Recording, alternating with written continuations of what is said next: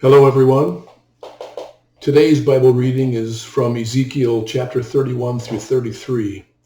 In these chapters, actually starting in chapter 29, there are 6 prophecies against the nation of Egypt. One thing I noticed right off the bat is that the dates are not in chronological order. Ezekiel is careful to record the exact dates that the word of the Lord came to him. In chapter 29, verse 1, he says, 10th year, 10th month, 12th day. That's around 588 BC. He gives the first prophecy about the destruction of Egypt. Halfway through chapter 29 and verse 17 is the second prophecy listed. He says, 27th year, first month, and the first day. That's around 571 BC, about 17 years after the first one that we just read about, beginning in chapter 29. Ezekiel was keeping a journal or a log of the prophecies given to him, complete with dates. This one must have been inserted between 2 previous prophecies. This prophecy was still about 4 years before it actually happened, though. This final destruction of Egypt happened in 567 BC. So he wasn't just recording historical events after the fact. He was demonstrating his faithfulness and accuracy in recording what God had showed him. The other 4 prophecies about Egypt in chapters 30 through 33 do follow in chronological order. In chapter 31, Egypt is compared to the nation of Assyria, which had been destroyed just a few years earlier. God had made them like a beautiful tree, it says, saying that none of the trees in the garden of God was equal to it in beauty, and even the trees of Eden envied it. Birds nested in its branches, animals gave birth to their young under its shadow. Life was good. They were a successful society, strong, probably the greatest nation on earth up to that time. Verses 10 through 17 says, Assyria's heart was proud of its height. Assyria became proud of her greatness and was thrown down.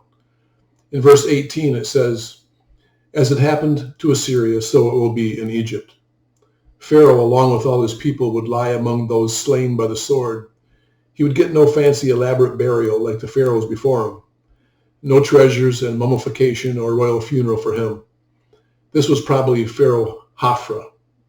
He's not mentioned by name here, but he is in Jeremiah 44:30. He's the same one who King Zedekiah called on for help. This King Hophra, I studied and looked for history of him, and it's exactly how Ezekiel said it.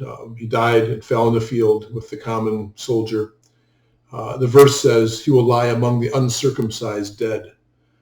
I found in my study that the Egyptians did practice circumcision, but usually only among the elite. King Hophra fell among the uncircumcised dead. This prophecy, with all its specific detail, was given about 19 years before it actually happened. And it happened just like Ezekiel said. Historical records of the battle tell us that Pharaoh Hophra fell in the field and was not given any special honor. The prophecy said they would be humbled in their death. Chapter 32 is similar to chapter 29. He says, Pharaoh considers himself a lion of the nations, but the Lord says, you are a dragon in the seas, a monster, a crocodile. The crocodile was a fearsome creature of the Nile.